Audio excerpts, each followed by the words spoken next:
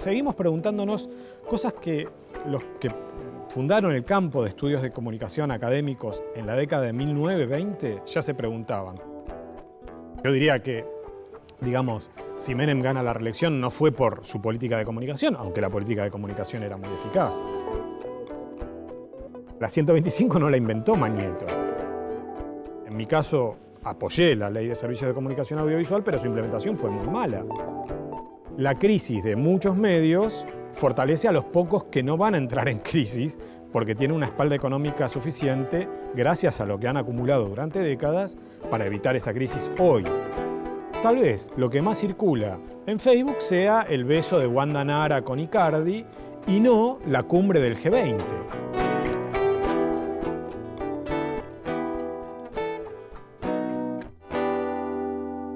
Hola, bienvenidos. Gracias como siempre por acompañarnos y por asistir a la clase.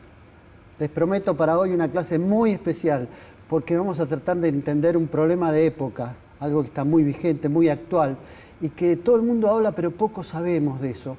Y para ello hemos convocado a un especialista, quizás uno de los más importantes del país, es Martín Becerra, que es doctor en Ciencias de la Información, investigador independiente en el CONICET y profesor titular por concurso en la Universidad Nacional de Quilmes, entre otras cosas. Martín Becerra acaba de publicar Medios en Guerra este año, ahora tiene otro nuevo libro, o sea que Martín no para de trabajar. Bienvenido, Martín. Gracias, Carlos. Gracias por acompañarnos y gracias porque seguramente nos vas a hacer entender de esto que todo el mundo habla, que es la crisis de los medios.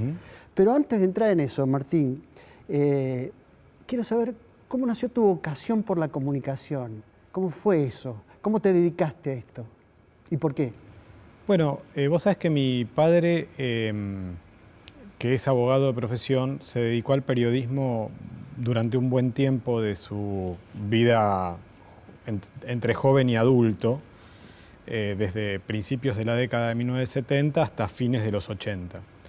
El tema estaba muy presente en casa, que coincide con mi infancia y adolescencia. ¿Dónde trabajaba tu papá? Trabajó en La Opinión, fue incluso delegado gremial en la época más dura, entre el 75 y el 77, hasta el cierre. En La Opinión de Timerman. De Timerman. De Jacobo. Además con una redacción tremenda. Sí, tremenda. Estaba Soriano. Sí, una redacción donde realmente era un semillero, estaba más que semillero. Juan Gelman. Sí, un consagratorio total. Y bueno, mi viejo laburaba ahí, el momento de intervención militar en el diario, luego el secuestro de Jacobo Timerman, todo eso yo lo recuerdo como si fuera hoy porque como delegado gremial luego hacían reuniones en casa, en fin, los empleados del diario para ver qué pasaba, etc. Eso despertaba curiosidad en mí y luego yo fui adolescente / joven a partir del 82 en adelante, o sea, coincidiendo con la recuperación constitucional y todo esto. Y es en ese momento en donde se crean las carreras, a mediados de los 80, las carreras de comunicación. Yo terminaba mi secundaria, estaba vinculado con la política, hacía las revistas de centro de estudiantes, esas típicas ¿El colegio cosas. secundario cuál? El Nacional Buenos Aires. El Nacional Buenos Aires. Sí. Y bueno, era como vocacional de alguna manera, no sabía muy bien qué estudiar, me metí en sociología y en comunicación, que era una carrera nueva. Al poco tiempo me quedé solo con comunicación y al poco tiempo empecé también a trabajar con colaboraciones muy... Claro, es una vocación con influencia, ¿no? Con influencia de mi viejo. Que no era manifiesta, pero se dio. Pero se dio. Es una familia, a su vez mi abuelo, o sea, una familia vinculada con el mundo de, no sé, o de la literatura, o de los medios, de la política también mucho. Y bueno, se dio. Y me gustó, trabajé como periodista entre fines de los 80 y la primera mitad de los 90 en El Cronista, que en ese momento era de Urnequian. Hice otras colaboraciones, colaboraba con la revista Humor, como colaborador externo. Cubría temas del ex intendente Grosso. Bueno, nada, me gustó y por ahí me metí. Después me dediqué más a la vida académica. A la vida académica y a la investigación sobre el tema de la comunicación. ¿Y ¿Por qué particularmente la investigación? Es decir, ¿qué es lo que te movió a investigar el tema? Básicamente, cuando yo me inserté como docente, auxiliar docente, era estudiante avanzado, algo que ocurría en temas, en las materias que trabajaban en la zona de política y medios, era que digamos, el contenido curricular era un poco atrasado. Es decir, estudiábamos la historia de las relaciones entre políticas y medios y siempre nos quedábamos, suponte, en los años 60. Y había, en este caso me tocaba a mí como docente muy, muy jovencito, casi de la misma edad que mis alumnos, había permanentemente preguntas de los alumnos que no sabía responder. O sea, me decían, bueno, profe, pero hasta los 60 entendimos. ¿Y ahora qué? O sea, ahora nosotros le hablábamos de la BBC, del tema del servicio público, y decía, bueno, macanudo con eso, pero ¿y ahora qué pasa en Europa? Ahora, el ahora era 92, 93. Y ya no podíamos hablar de la mítica BBC en el 92-93 o del servicio público escandinavo. Entonces digo, bueno, esto hay que investigarlo más, porque la verdad es que... y de las agencias centrales de noticias, sí, ¿no? Sí, claro, era otro... En ese momento empezaba... UPI, AP, ANSA. Trabajé también en ANSA. Digamos, empezaba la digitalización, se empezaba a romper ese modelo, ¿no? Un modelo que nosotros dábamos como de modo muy asertivo, que era el modelo europeo. Los propios alumnos me decían, esto ya no es el modelo europeo, y no tenía respuesta. Entonces, eso hay que investigarlo más. Por suerte pude acceder al sistema de becas, hacer un doctorado, profundicé esos temas. Yo pienso que lo que te lleva siempre a investigar es la incomodidad o la inseguridad respecto de lo que podés decir sobre las cosas. Es decir, bueno, esto no lo puedo decir porque no lo sé a fondo. Así que hay que investigarlo. Claro, hay que estudiarlo. Sí. Bueno, y ahí empieza el recorrido de la investigación. ¿Qué tomás como principio para la investigación sobre el tema de los medios y la comunicación?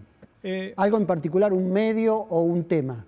No, yo creo que es el tema. O sea, para mí es el tema de que las relaciones entre medios, democracia, opinión pública, política, Estado, es una relación siempre móvil, por una parte, y por otra parte es una relación viscosa en general.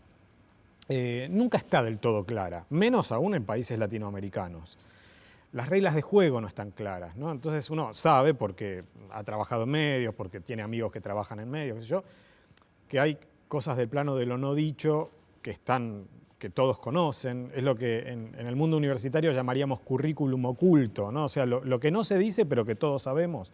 Bueno, algo así, que flota en el ambiente. Entonces, ese sistema de relaciones, yo creo que seguimos preguntándonos cosas que los que fundaron el campo de estudios de comunicación académicos en la década de 1920 ya se preguntaban, que era sobre los efectos de los medios, qué tanto influyen, qué tanto la política profesional puede, entre comillas, manipular a la opinión pública, con qué reglas el Estado puede abstenerse de ser demasiado invasivo, pero al mismo tiempo con qué reglas el Estado puede garantizar acceso de los que de otro modo no tendrían acceso. Esas son como las preguntas clave de este campo al que yo me dedico. Y en esos principios de la investigación, ¿encontrás hilos que puedan tenderse hasta hoy? Es decir, aquello que ya veías en aquel momento, estamos hablando de los años 90. Sí.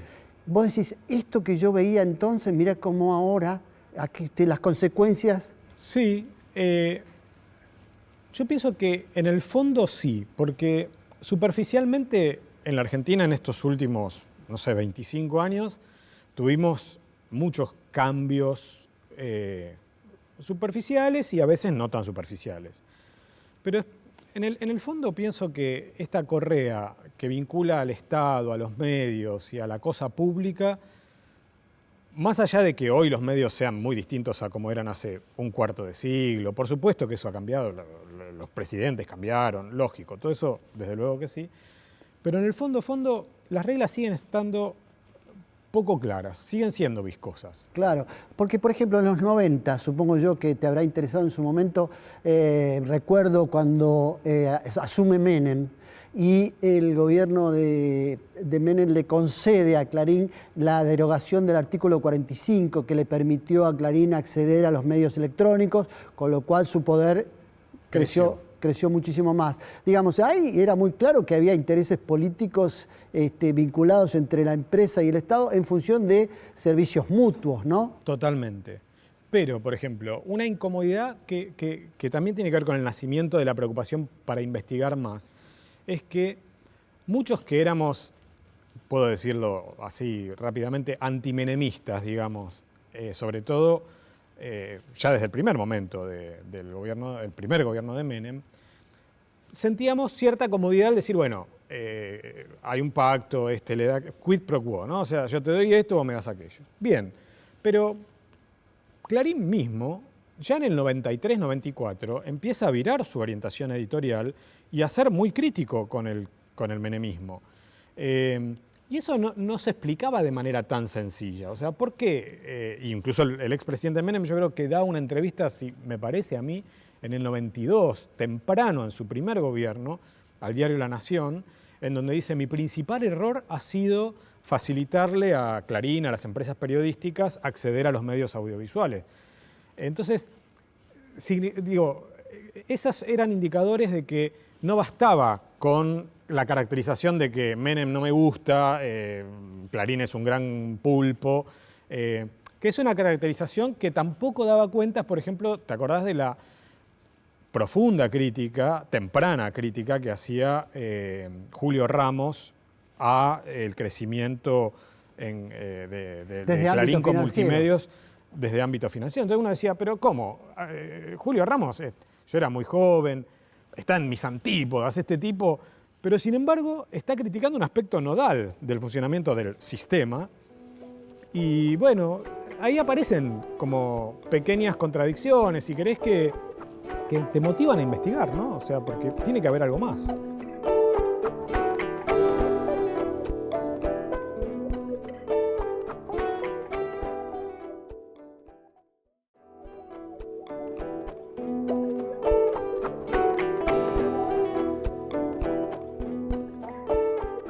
Martín, ¿se puede establecer una relación entre medios y poder por décadas, digamos, durante la dictadura, durante los 80 con el gobierno de Alfonsín, los 90 y ahora?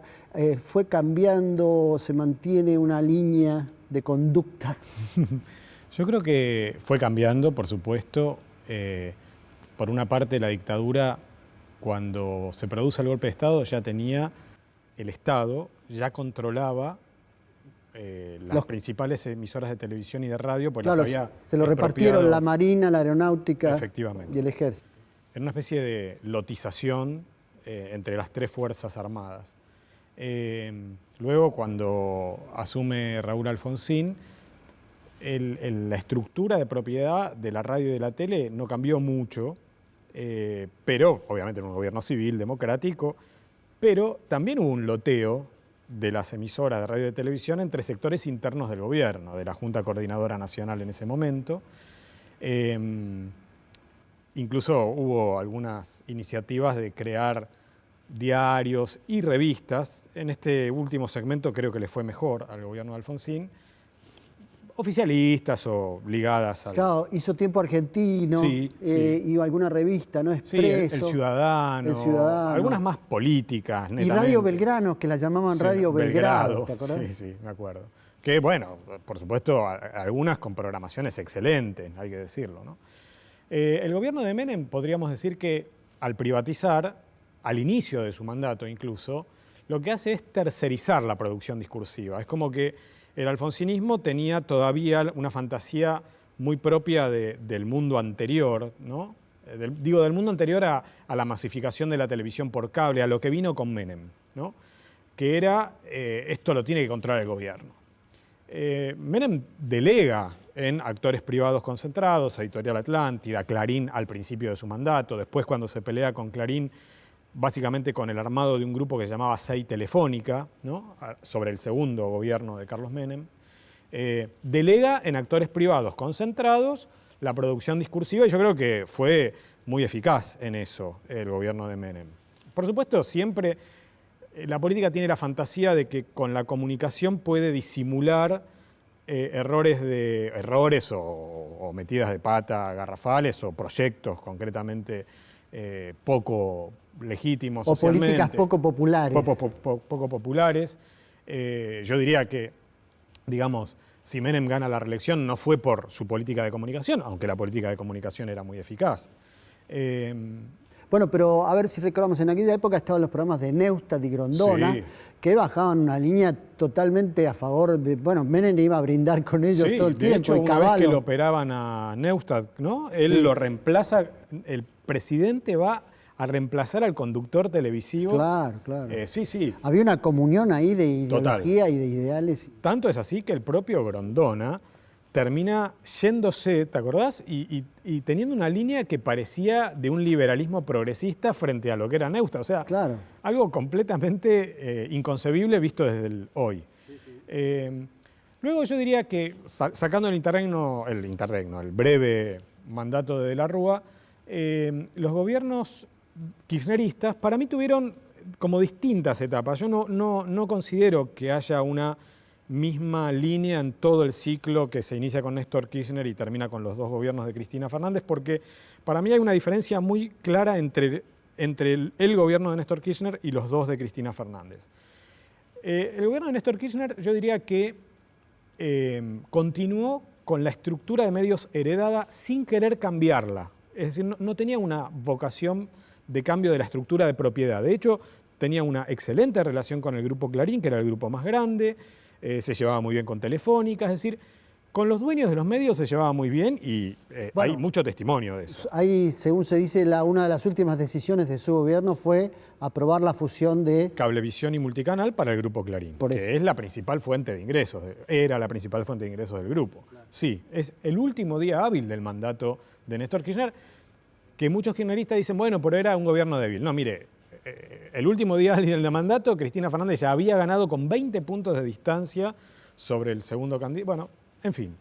Pero es cierto que Néstor Kirchner inaugura, para mí, y esto es muy interesante para el análisis, una, digamos, línea de comunicación política, no de políticas de comunicación, sino de comunicación política directa que no le hacía la corte a los medios, a los grandes periodistas del Star System. Entonces, yo diría, con Mañeto se llevaba bien, pero con Joaquín Morales Solá o con Magdalena Ruiz Guiñazú se llevaba mal, ¿no? Entonces, irritaba Eso fue, ¿por qué crees que ocurrió? ¿Porque le salió naturalmente? ¿Era que aprovechó también una circunstancia política? ¿O era su forma de ser así, era su política? Pienso que son las dos cosas. O sea, por una parte es su carácter, ¿no? Y por otra parte yo creo que su astucia también de ver que la crisis de la que veníamos, la crisis de 2001-2002, es una crisis que también alcanzó a los medios y que los medios todavía no observaban ese impacto. Creían que era una crisis política, pero al barrer con, en general, la legitimidad de todas las instituciones, también los medios son una institución cuya legitimidad fue bastante horadada por esa crisis. Yo creo que astutamente Kirchner dice, no, yo si voy a comunicar algo lo hago desde el atril de un acto público en San Justo, y no voy a concederle entrevistas para comunicar a través del Star System periodístico. Esto a muchos periodistas les cayó muy mal. Y eso explica parte de la enemistad, creo yo, de cierto establishment periodístico con el kirchnerismo. Luego, los gobiernos de Cristina Fernández, a partir de que al inicio de su primer mandato, con la resolución 125, la crisis del campo, etcétera, rompe vínculos con el Grupo Clarín, sí apuesta a una transformación de la estructura de propiedad, a diferencia de Néstor Kirchner, apuesta que desde mi punto de vista no les salió bien, ¿no? Más bien yo diría que ya más en el plano táctico, las alianzas que inventó o tejió fueron ineficaces. Por ejemplo, la invención del Grupo 23. Claro, ¿no? pero qué curioso eso, ¿no? Porque siendo un gobierno fuerte políticamente, muy votado, y además con argumentos y venían de un gobierno como el de Néstor Kirchner, todavía no había muerto Néstor Kirchner, qué curioso que que fallaran en esa estrategia, ¿no? Sí. ¿Por qué crees que ocurrió? Yo creo que algo de lo que dijimos de la vieja política, o de la cabeza de los políticos, de que gestionando la comunicación pueden de alguna forma gobernar la opinión pública, que es un mito desde mi punto de vista, Algo de eso se procesó en cómo Néstor Kirchner, Cristina Fernández, la conducción del gobierno en ese momento, vivieron la crisis del campo. Es decir, ellos dicen, esta crisis tuvo como desenlace, como condición de posibilidad para ese desenlace, tuvo una operación en contra de los medios, que ciertamente hay que decir que jugaron bastante en contra del gobierno en ese momento. Yo recuerdo, no sé, discursos de Cristina Fernández, presidenta, con pantalla partida, con De Angelis haciéndole el gesto de, ¿no? O sea, ciertamente es algo que probablemente en otro país latinoamericano no sucedería, ¿no? Ahora, incluso hay entrevistas al expresidente Kirchner, a la expresidenta, que decían la derrota electoral en la provincia de Buenos Aires contra de Narváez en 2009, en parte también ellos se la adjudican a la labor de los medios, que, insisto, era una labor opositora o crítica según el medio. Ahora, la 125 no la inventó Magneto, esto quiero decir. Es decir, esa lectura es una lectura en general siempre muy indulgente que tienen los políticos hacia sí mismos, como si ellos no metieran la pata y fuera culpa o responsabilidad de la labor de los medios. Que yo creo que es una labor, por supuesto, que troquela a la opinión pública, que es importante, pero que no la inventa a la opinión pública. Y ahí nace como proyecto la Ley de Medios, sí, a propósito de esto. Sí, nace una batería de medidas. La Ley de Servicio de Comunicación Audiovisual de 2009, el programa Fútbol para Todos, cuyo propósito inicial, después corregido, era sacarle abonados a Cablevisión, o sea, de alguna forma enmendar la fusión. De algún modo, todo lo que nace ahí, la Ley de Medios, Fútbol para Todos y demás, la de Servicios Audiovisuales y demás, pareciera que atrás hay una cabeza pensando, todo esto lo hacemos en función del enemigo. De Clarín, sí. O sea, que fue exactamente... Sí, o sea... Con la excusa de la pluralidad y demás. Quiero decir, o sea, yo personalmente creo que era una ley necesaria. Todavía en ese momento estaba vigente el decreto ley de Videla del 80. Claro, o sea, claro. Por supuesto que era necesaria.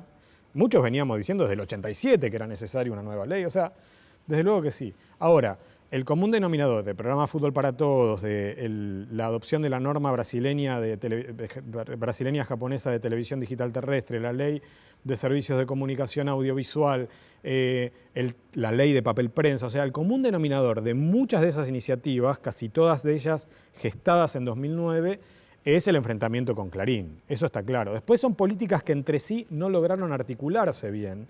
Y eso explica, yo creo, que en buena medida la implementación de ellas, en mi caso apoyé la ley de servicios de comunicación audiovisual, pero su implementación fue muy mala. Es que al tener como único objetivo horadar el poder de fuego de Clarín, yo creo que se vieron o muy limitadas o muy sesgadas en su aplicación. ¿Y qué notaste en la aplicación? ¿Qué es lo que no te conformó de la aplicación? Nada. O sea, o casi nada. De todo lo que prometía la ley. Sí, te digo, la ley prometía, suponte, que se iba a dar un 33% del espectro a organizaciones sin fines de lucro, objetivo que me parece loable. Que los medios públicos, los medios estatales iban a ser públicos, no gubernamentales. Que la autoridad de aplicación no iba a ser soldada de Cristina o del presidente de turno. Que iba a haber una desconcentración real, lo que significa Clarín, pero también Telefónica, Vila Manzano, todos los medios concentrados que no eran solo Clarín. Clarín el mayor, por supuesto, pero no solo Clarín. Para ponerte un ejemplo concreto, el gobierno anterior aprueba la adecuación a la ley audiovisual de la red Telefe, diciendo que no era de Telefónica, que Telefónica no era de Telefónica, que Telefónica de Argentina no era de Telefónica de España, que Telefe, que tiene el canal de la Ciudad de Buenos Aires, el 11, más otros 9 canales en el interior del país, no superaba el 33% de la audiencia potencial. O sea, todas cosas que son empírica, materialmente falsas y que una búsqueda en Google del balance de Telefónica muestra que es falso. Eso es para mí una forma de profanar el objetivo y la letra de la Ley de Servicios de Comunicación Audiovisual. Y yo creo que deslegitimó el apoyo de muchos que no éramos kirchneristas, que habíamos acompañado la sanción de la ley creyendo que efectivamente era necesario que la democracia en la Argentina tuviera una ley votada por el Congreso.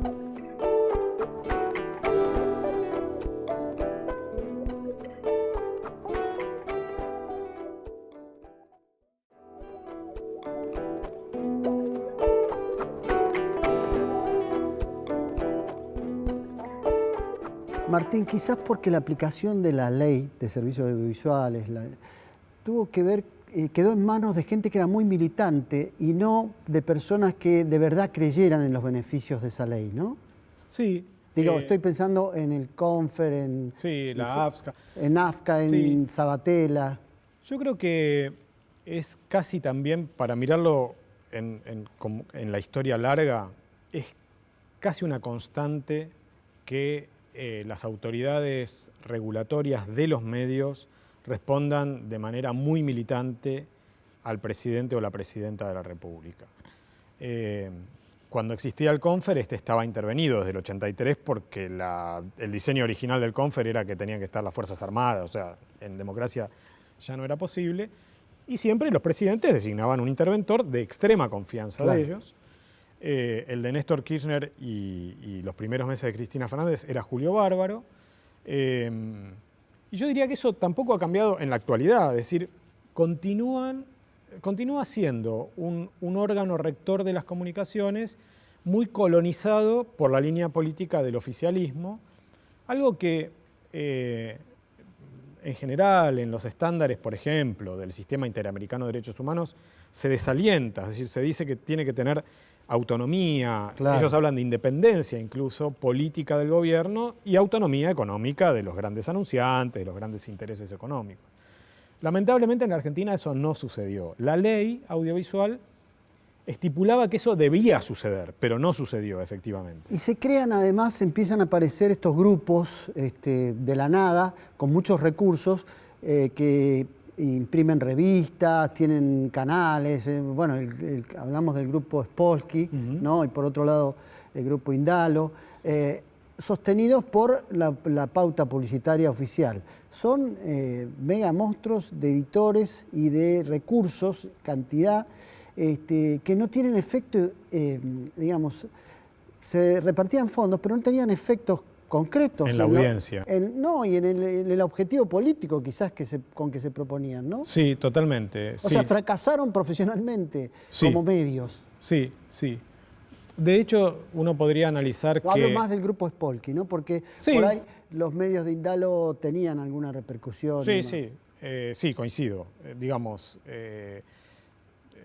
en el caso particular del grupo Spolsky tuvo muy baja repercusión, muy baja influencia, digamos. Si lo que quería el gobierno era tener un grupo privado en el que descansar, digamos, la labor de... Que compitiera además con Clarín y demás. Con Spolsky no lo logró. Sí es cierto que el grupo Índalo de Cristóbal López y de Sousa sí tiene medios que son muy competitivos. Claro. O sea, Radio 10 lo es, C5N. Las FM que tienen lo son, C5N lo es.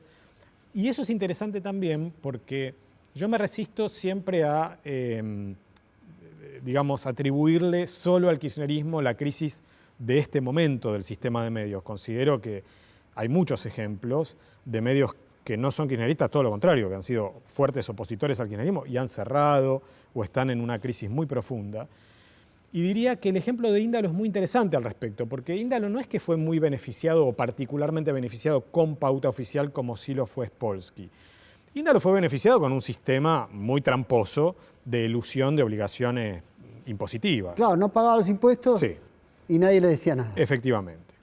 Ahora, digamos, a partir de tiro de esa línea para señalar que sin la gravedad o lo grotesco que presenta este ejemplo de Índalo, encontramos muchas otras empresas periodísticas que también han requerido en la historia o en el presente, requieren de cierta vista gorda o buena voluntad o alguna concesión graciosa de parte del poder político para seguir funcionando.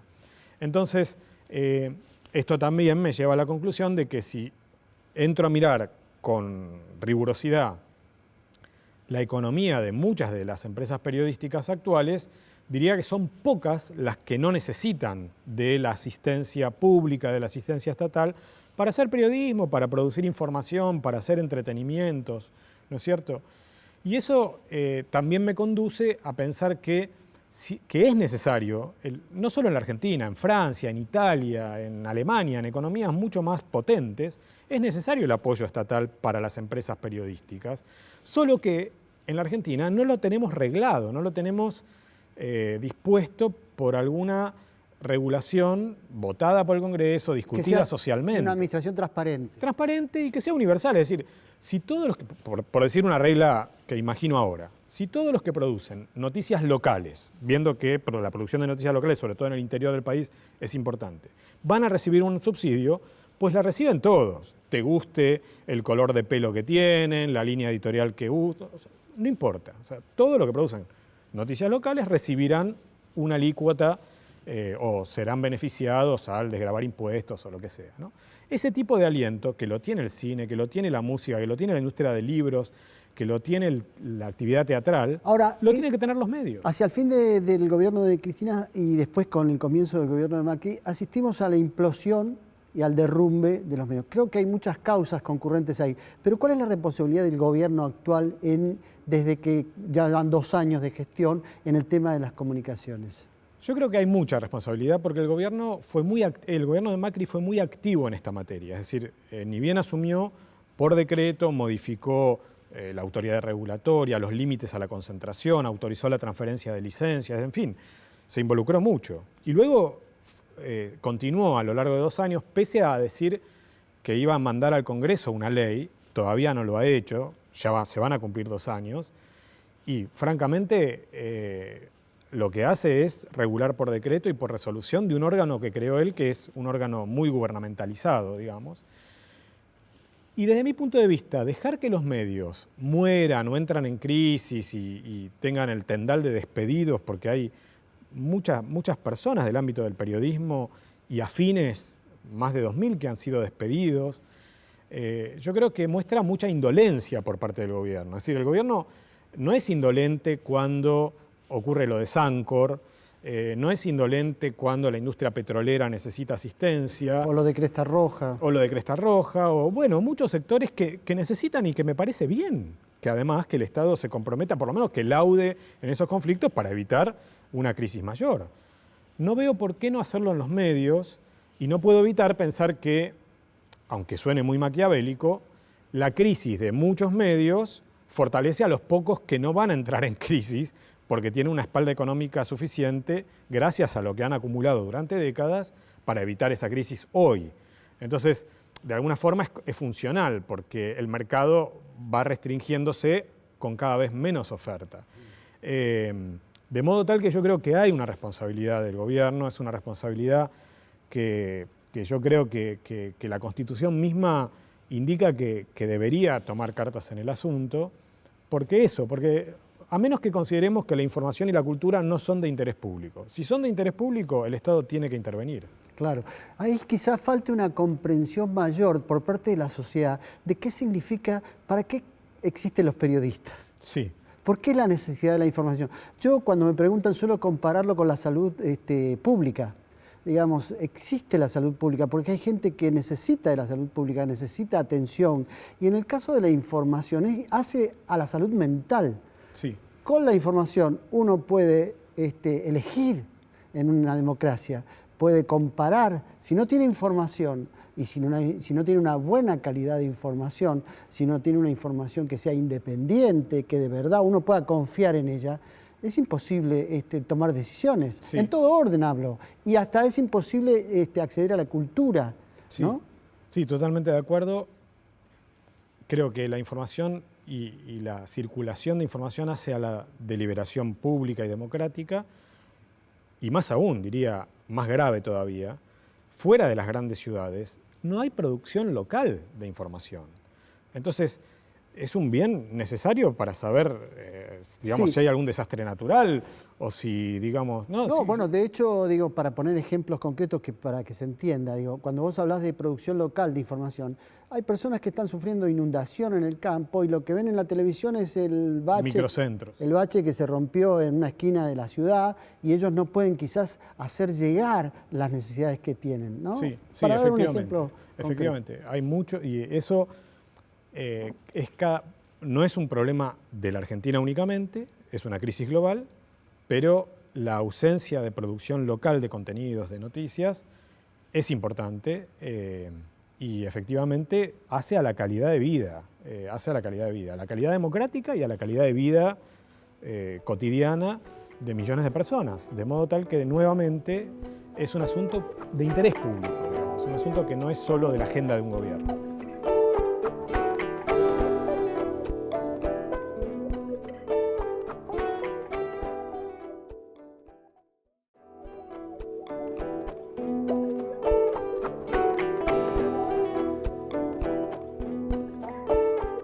Martín, hablábamos de la crisis global, con lo cual estamos indicando que hay más factores concurrentes, aparte de la política local, de las decisiones que toman los gobiernos, el anterior, el actual.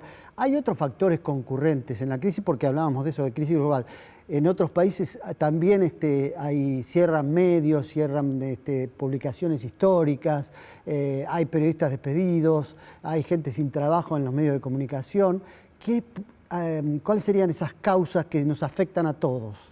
Yo diría que tenemos, por un lado, el ecosistema de producción y circulación social de información y de entretenimiento cambió en los últimos 15 años de modo radical en el mundo. A propósito de las nuevas Internet, tecnologías. exacto. Internet con plataformas que no existían hace 15 años y hoy son masivas. Facebook tiene hoy algo así como 2.500 millones de usuarios mundiales, que es la forma, cuando uno le pregunta incluso a estudiantes universitarios, que son una minoría dentro de la sociedad, dice, ¿cómo te enterás vos de lo que pasó? Contame la noticia del día. ¿Cómo te enteraste? ¿Cuál es la fuente? Facebook es la fuente. Es decir, es la red social la fuente. No saben atribuírsela al que produjo esa noticia. Entonces, y además confían en Facebook como fuente única. Sí, no sí. hacen el tipo de trabajo que hace un periodista de contrastar con otras fuentes. Con otras fuentes. Pero diría que ese ejemplo nos permite ver que, por un lado, las audiencias, el público, la sociedad, cambia sus hábitos de cómo se informa y de cuándo se informa. Antes nosotros íbamos a ver el noticiero, prendíamos la radio para escuchar el noticiero. Hoy uno recibe esa información dentro de un flujo de continuo que se mezcla, noticia, entretenimiento, de todo, comunicaciones personales. Entonces, por un lado, las audiencias cambian los hábitos. Por otra parte, la fuente de ingresos del sector productor, fabricante de noticias, los medios de comunicación, también migra hacia esas plataformas, porque encuentran además, y esto es cierto, que esa publicidad programática, digamos, es una publicidad mucho más eficaz a la hora de, si yo soy peluquero del barrio de Congreso y quiero llegar, peluquero de señoras del barrio de Congreso y quiero llegar a las señoras del barrio de Congreso, con Facebook llego a las señoras del barrio de Congreso. Si pongo un aviso en el diario, no sé a quién estoy llegando. Entonces, efectivamente, la publicidad migra, con lo cual los medios ven que una parte importante de su fuente de financiamiento ya no es la que era. La venta tampoco. La venta tampoco, porque los las periódicos audiencias, efectivamente. venden cada vez menos. Y todo esto tiene otro efecto también muy demoledor para la lógica tradicional de los medios, que es que los medios, además de vender espacios publicitarios, además de construir audiencias masivas antiguamente, organizaban una jerarquía de lo que era importante y lo que no era importante, lo que en las carreras de comunicación y en periodismo llamamos el poder de agenda, digamos, ¿no? O sea, bueno, esto es importante, va en tapa, o va como título principal, o va en página 3. Esto no es importante, irá un retirado en la página 20 o no estará en la edición del diario.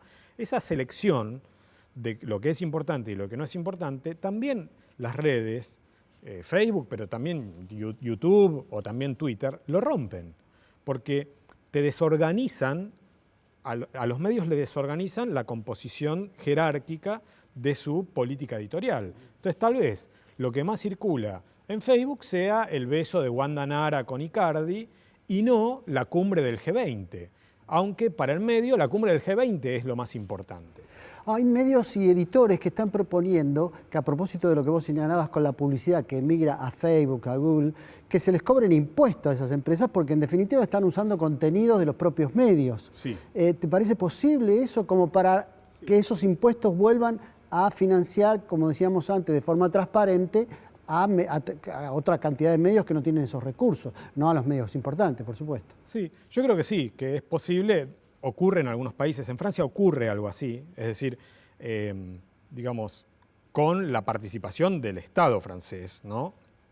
Se sentaron finalmente, después de mucho negociar y de mucho pelearse, Facebook y Google y los editores de diarios para hacer algún tipo de devolución en términos de inversión con un fondo que no me acuerdo era el nombre, pero suponte se llama algo así como reconversión digital o algo por el estilo, pero que en definitiva le devuelve a los productores de contenidos parte de la renta que obtienen los intermediarios de Internet gracias a que los productores de contenidos fabrican los temas de conversación que ellos viabilizan e intermedian en Internet. Entonces, ahora, también hay que decir que en general los estados del mundo entero se están acordando un poco tarde de esto. El mes pasado en el Congreso estadounidense se sentaron por primera vez Facebook, Google y Twitter por otros motivos, pero que todos son concurrentes, es decir, son motivos aquellos, los del gobierno estadounidense, preocupados por que la manipulación de la opinión pública vía compra de avisos de los rusos en la elección general. Como sea, todo eso tiene como un denominador el hecho de que estas plataformas son muy poco transparentes. Es paradójico. En un mundo digital que se supone que es todo binario y muy auditable, en realidad es muy confusa la información y muy poca la información que tenemos sobre el funcionamiento de estas plataformas. Si uno quiere hacer una campaña en Facebook, tiene que tener una tarjeta que finalmente tributa en Irlanda, es decir, claro, no en la Argentina. Esos mecanismos de funcionamiento de estos gigantes globales, confío en que vayan corrigiéndose, pero para que sean corregidos se necesita mayor debate y mayor política pública al respecto. Martín, tu libro se llama Guerra de Medios. Sí, Medios en Guerra. Sí. Medios en Guerra. Pero, sí. Pero también hay una guerra de periodistas, que los periodistas se han empezado a acusar entre sí, los que han trabajado para unos o trabajado para otros, la grieta del periodismo, una grieta absurda, porque en definitiva, me pregunto yo, los periodistas siempre son dependientes. Sí. Siempre un periodista, si no tiene el doble apellido, si no puede presentarse ante alguien diciendo yo soy García de tal medio, no le atiende nadie el teléfono y no puede conseguir información. O sea, de algún modo son siempre independientes. Y además, un periodista llega a saber siempre para quién trabaja, cuando en realidad su único fin debería ser trabajo para mi audiencia, para las personas que confían en mí.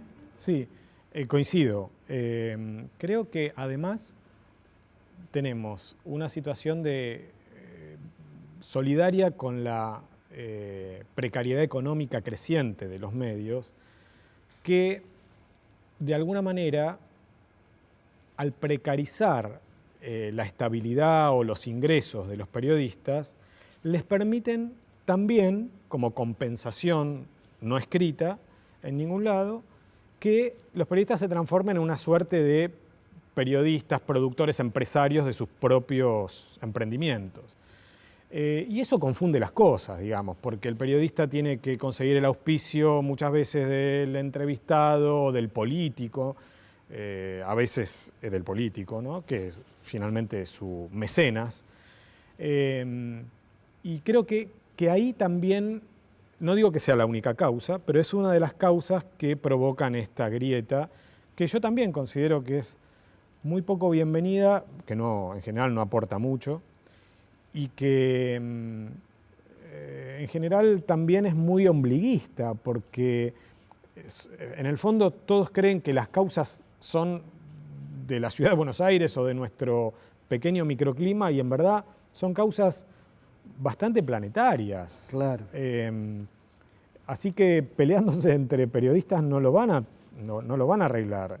Por supuesto, cada uno simpatizará más con No, alguno y que con además ahí otro. funciona mucho el ego de los periodistas también, ¿no? Sí, que es histórico también. Que es histórico. También lo tenemos en el mundo académico. También falta perspectiva, es decir, finalmente todos somos historia, o sea, Claro. no hay tanto nuevo. Y me queda por hacerte la última pregunta breve, que es, ¿y cuál será la evolución de esto? Si tenés alguna idea de para dónde va esto, teniendo en cuenta siempre que el periodismo es imprescindible para la constitución de una sociedad verdaderamente democrática. Sin información no hay democracia. Sí, sí, yo creo, no sé para dónde vamos, pero mi intuición va por el lado de que sociedades complejas, masivas, como las que vivimos, siempre han necesitado hasta ahora de intermediarios. Y el periodismo es una profesionalización de la intermediación. También la política lo es, ¿no? También las iglesias lo son, o los partidos, o los sindicatos. Muchos de esas instituciones han entrado en crisis.